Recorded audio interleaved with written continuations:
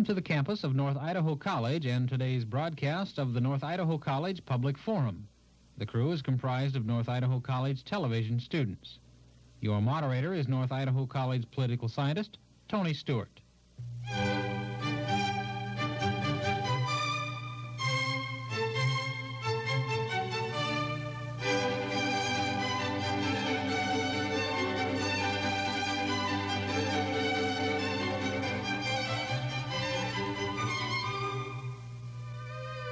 I take this opportunity to wish every one of you a most happy new year within the next few days. For our viewers who have been following us over the past few years, you know that we take this particular week to deal with an annual program, and we always enjoy it very much, and that is a review of the 12 months that have just passed. So let us at this time review 1980. In order to do that, we always invite the live and printed media to come in to discuss this, since they deal with issues every day.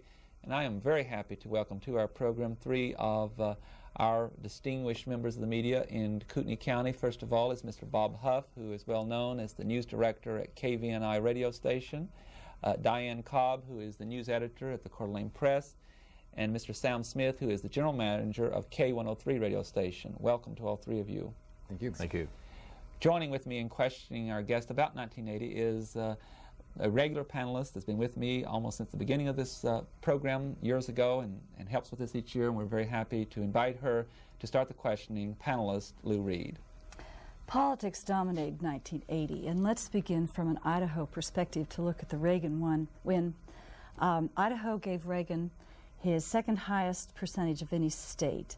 Utah was number one. Do you have any idea why Idaho came through so solidly for President-elect Reagan? Let's start with you, Bob. All right. Well, I think that it was predicted well in advance that Idaho would go solidly with Reagan, and all of the evenly pollsters that were so terribly wrong in the final analysis were correct in that subject anyway. But I believe it was because of the years before, when he was running for office, that he won Idaho hands down, and the climate of the state, in fact, had not changed. In the opposite, it had gotten more conservative, so I believe that was one of the reasons. You would interpret it then as being some just strong personal support for Reagan himself. Very definitely. How do you feel about it, Diane? I would agree with Bob. I think that the conservative backlash across the country was felt more strongly here,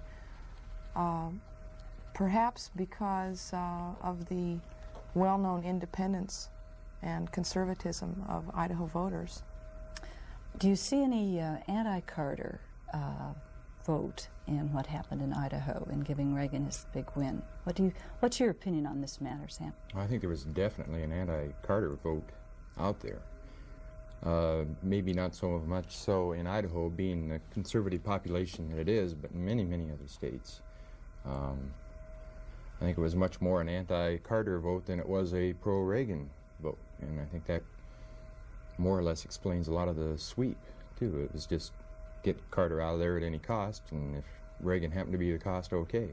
Could we explore that for a second? Do either of the other two of you want to discuss the question of anti-Carter sentiment in the Rocky Mountains and in the Northwest? I would agree that there was a great deal of anti-Carter sentiment. I think there was a lot of anti-status quo sentiment, more than anti-Carter. I do believe that a lot of people were voting more for change than they were voting necessarily for Governor Reagan. Certainly he's been a popular man, particularly in the West. But it seems to me the mood of the country has been one of wanting to get back to a certain moral fiber in the country, a certain strength in the country, and return to a lot of values that people felt we once had and no longer have. I think it's got far-reaching impact in many segments of society. This whole conservative sweep.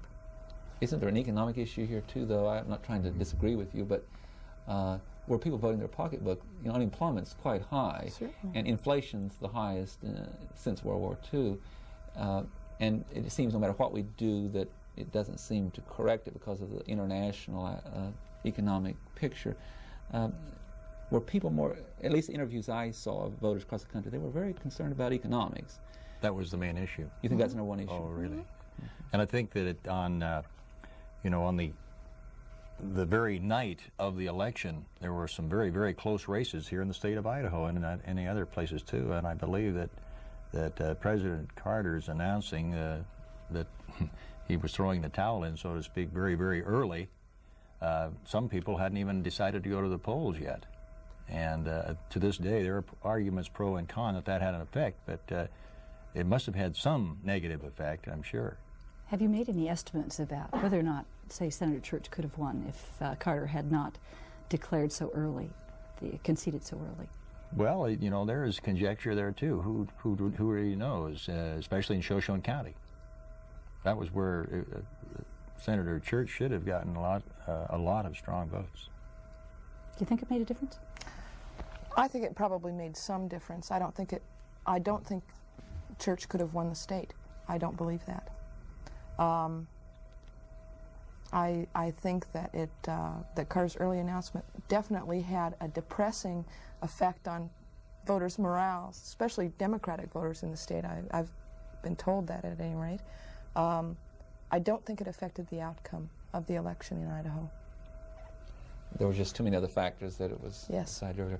There is one other thing that I'd like to get into, and it's somewhat of a sensitive topic, but in this election, not just in Idaho, but across the country, there was a somewhat different interest groups, I suppose, and political organizations that existed. We're thinking of the moral majority that was back east, and some elections in particular quite obvious, and the NCPAC. And in fact, before I ask the question, I've even seen some documentation today that some of the left in California, politically left, have just met with the gentleman in New York who's led the conservative movement for some time, and they're going to take from his book in mass mailings. And so in the next few years we may see both the left and the right using this. And I'm speaking of organizations that exist outside any candidate's campaign staff, and with their money, and they're setting up organizations that are quite anti-different candidates. Would all three of you like to comment on this, and how did it affect this year, if it did, and what do we expect in the future concerning these organizations? And they certainly are regulated different in how they raise and spend money than candidates are. Diane, let's start with you. It's been my understanding that the far-right groups have patterned themselves after a number of single-interest groups that have been successful on the left wing of the political spectrum in the past. For example, the conservative groups, the conservation groups, the ERA forces, all of these lobbies have been very strong in Washington, and many of the new right groups, as they're called, have patterned themselves after these more left-wing groups because they've seen that they've been very effective. I think we're going to see more and more of that because of its success this year. Certainly there were a number of elections decided on single issues. And its power, the power of the single-issue group is without question anymore. Certainly there will be more of that in the future. I see it growing rather than waning. It's difficult to determine an outcome, though. You can credit to so many things. Sam, I'll address this to you. I noticed today when I was looking up some material that NCPAC won, or they might not have been responsible for it, but in the 6 Senate races where they endorsed candidates very strongly, they won 4 or 6. However, the moral majority endorsed and put a lot of work into 10 House races, U.S. House, and they only won 2. So in the media, are we giving too much attention to these groups? I'm going back to this question of, are the people upset over the economy? Like I think of Hoover, and the Depression. People just vote against that. It's easy for groups to take credit for things. I think time's the answer to that question, to put it kind of simply. We had so very many close races that it is hard to determine if one piece of that plan were left out, would they not have been successful? And I think most of them, especially NCPAC, RFPAC, that type of thing, more so maybe than the moral majority, but those felt themselves very successful, and anytime you have a success, you're going to see it again. and probably in twice or three times the numbers. And again, when we do see it again, it's going to depend a lot on what our economy is, and what the nation thinks at the time. And that will, again, and then if it's successful again, I think you can see them go up in numbers again. And if it isn't successful, you might say goodbye to them. There were other things that happened in 1980 other than elections, so we'll return to Lou and let her discuss some of those. Well, I didn't know that anything else happened in 1980, Tony, so if you'll forgive me, I'll ask a couple more questions dealing with the election. Bob mentioned the polls, and I think we're all curious about why the polls were either so inaccurate or so misleading. Senator Church, according to the Idaho Statesman, was ahead 9 percentage points the weekend before the election. What happened with the polls? Are people not telling the truth, or are they objecting to the polls? Let's start with you, Bob. I think that's exactly right. I think that a lot of, somebody made a succinct statement that the voters came out of the closet.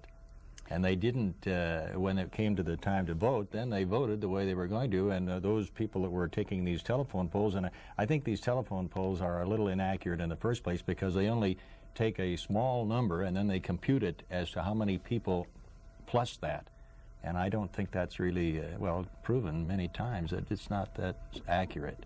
Diane, the Curling Press took a press poll. Yes. How are you feeling about this whole polling situation? We did take 2 polls, and what I can say about those, I'm not an experienced pollster by any means, but the one that we took was certainly not borne out in the results of the elections. It seems that polls are good for those days on which they're done. I happen to agree with Bob. Voters did certainly come out of the closet. I'd like to relate to you the experience I had. I called my sister in Connecticut, and she had been someone who was going to support John Anderson because she really didn't want to vote for Carter. And she got in the booth. She said she looked at the ballot and said, "I can't vote for Anderson. He's not going to win." And she voted Republican straight down the line. And I think that her balloting was a very typical one. Emotional sort of gut response. Mm-hmm. Well, Sam, do you feel that the fact that there was some blanketing over the weekend, just prior to that voting Tuesday, there were just a lot of last-minute, very heavy electioneering, do you think that made a difference? No, I don't. Number one, in the polls, as far as them being off, I don't think they were off that far because you've got 2 things built into polls. Number one, about the closest accuracy they can get is a plus or minus 5%. So you're talking about a 10% gap there, and even being off 9%, that falls within that error.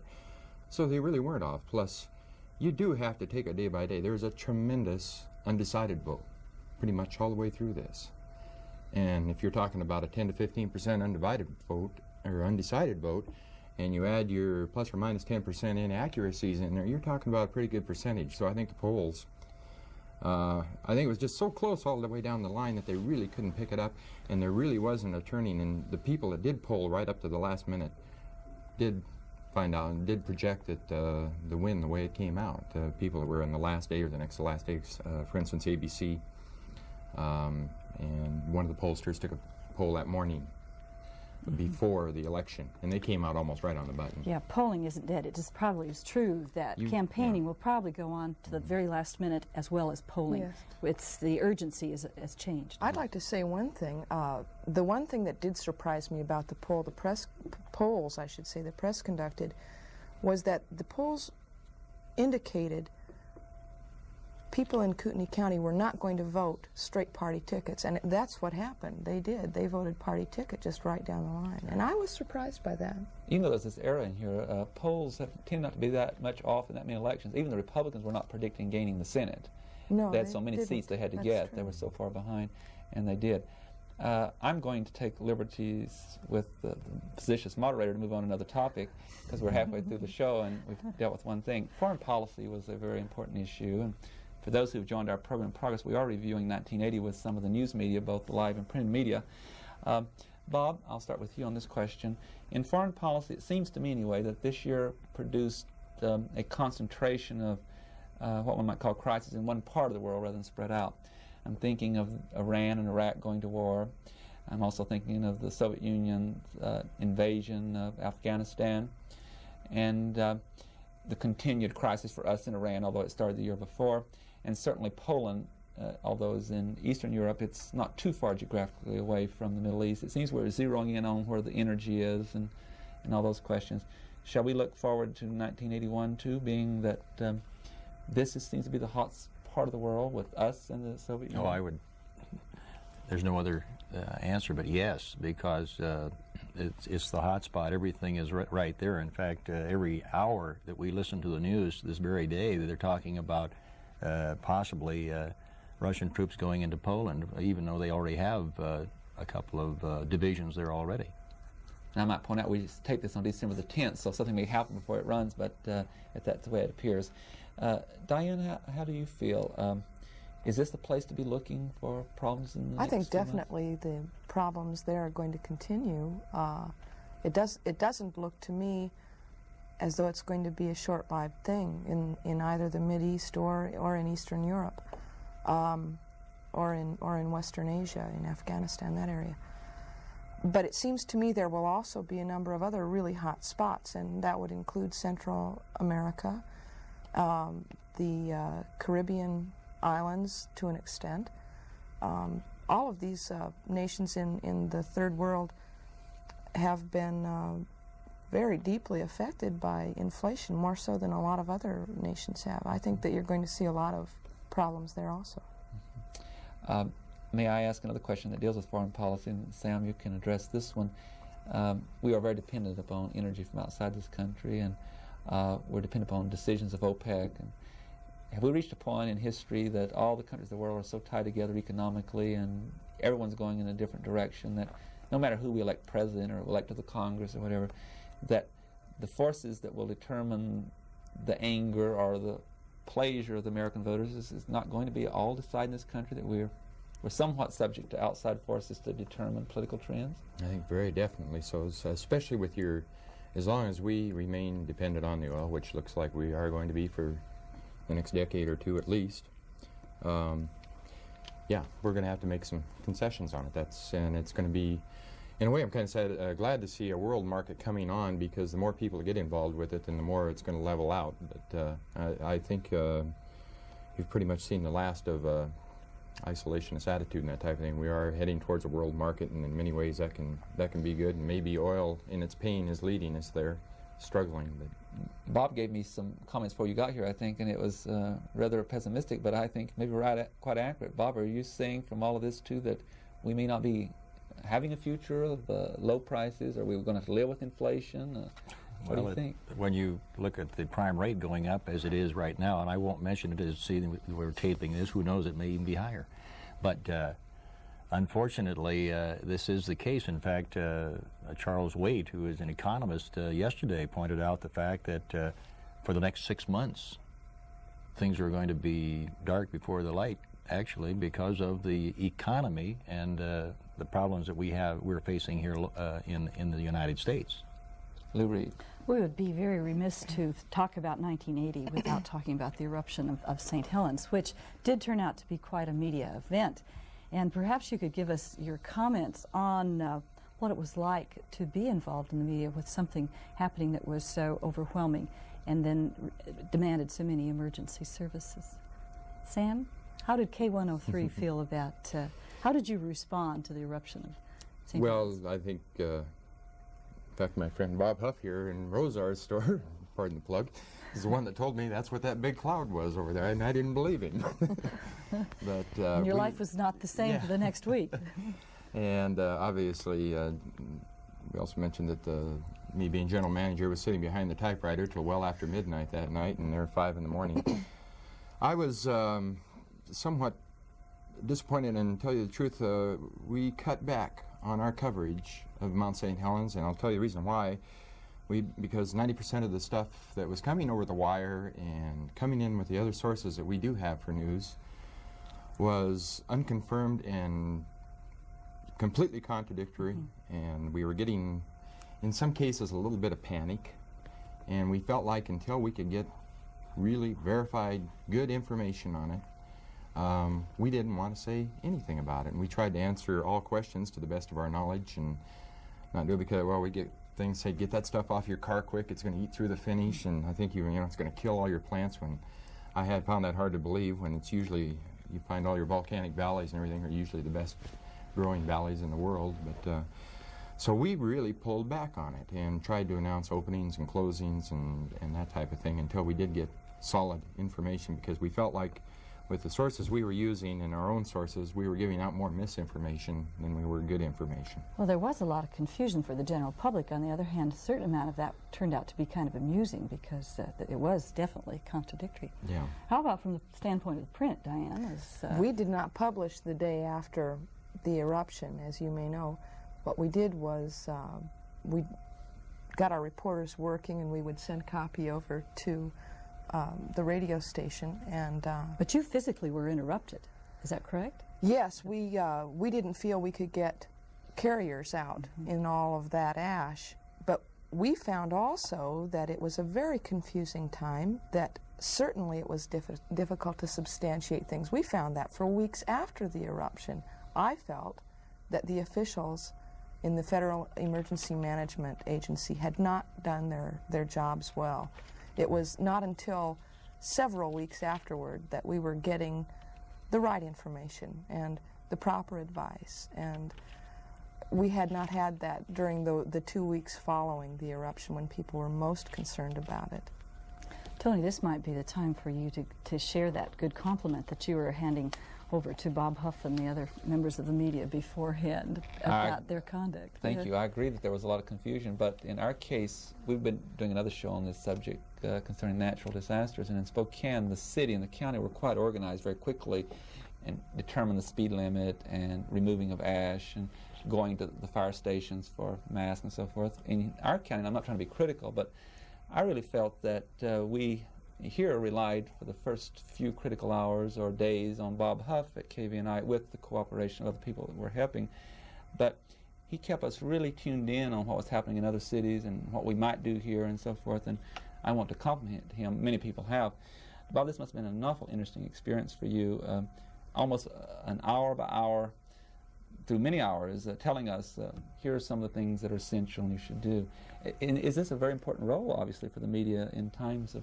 Well, that's the whole name of the game, and of course Sam is a salesman first and foremost, and he would say that the sales pitch that they always give is immediacy, and that's what radio is. And of course the thing that we relied on too were people that were actually on the scene, and I can't thank the ham operators enough. They had people right at the base of the mountain, and every 3 minutes we get a call, somebody says, TV says there's an eruption. Well, we would check it out and confirm or deny, and the only thing that I was a little amazed about is the U.S. Geological Survey. When a plume of smoke would go in the air, well, we would want to know in what direction it was going and how close it would come to Coeur d'Alene or Spokane. And a quote that I wrote down was, "Your guess is as good as mine." And so I was just a little bit amazed at that comment from these people who were sitting right there on the edge of the rim, so to speak. But you're being somewhat modest too, because when it did erupt, you let us know, and others, K103 and others. But the fact that it would sometimes take 7 hours for it to get here if it was coming, people at least had time to prepare around their homes and so forth. So I think that's beneficial. The clock is just winning out, and let's move to something else quickly.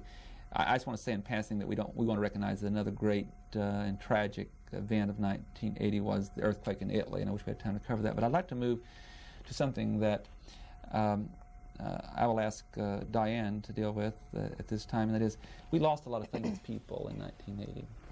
One of the most powerful members of the court, William of Douglas, died. We lost more in Hollywood than anywhere, Jimmy Durante, and we lost Mae West and Alfred Hitchcock and Steve McQueen, and very tragic recent John Lennon. It was just like a year in which that happened. Any comments you have on that?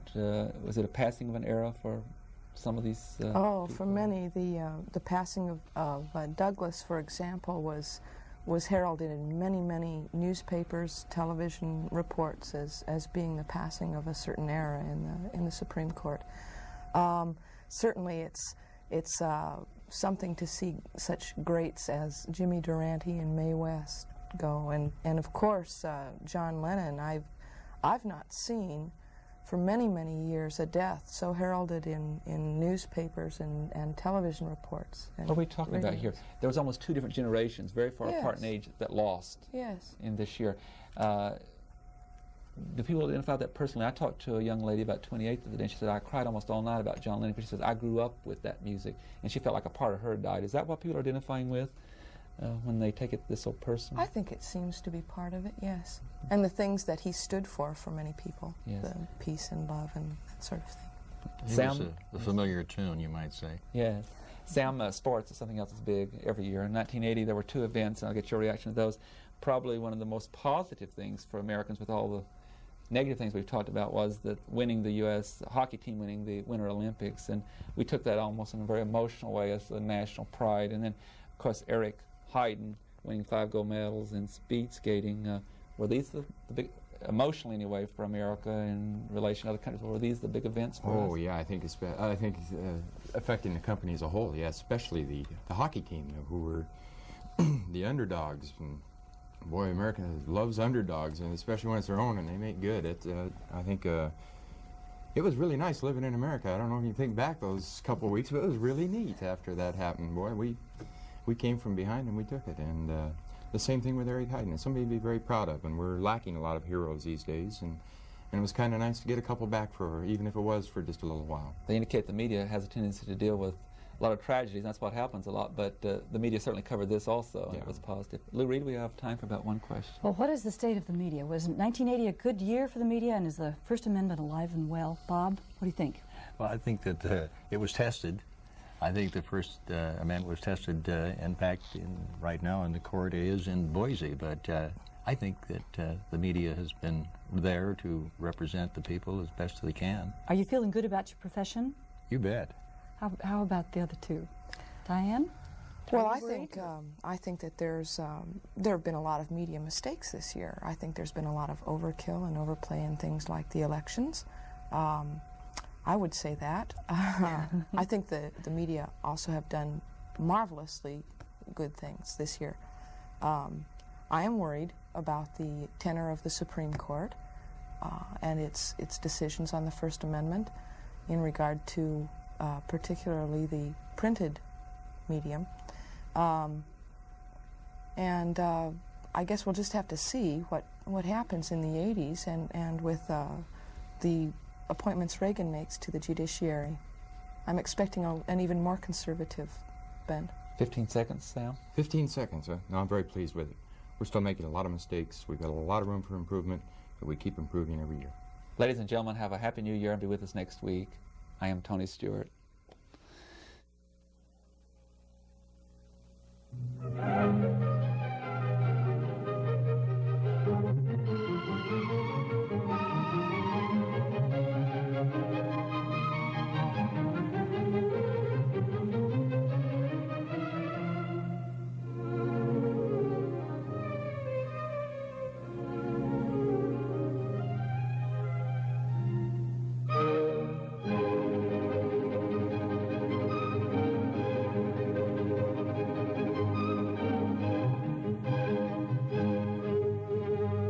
The North Idaho College Public Forum can be seen at this same time each week over this station. This production was videotaped earlier by a North Idaho College student crew for viewing at this more appropriate time.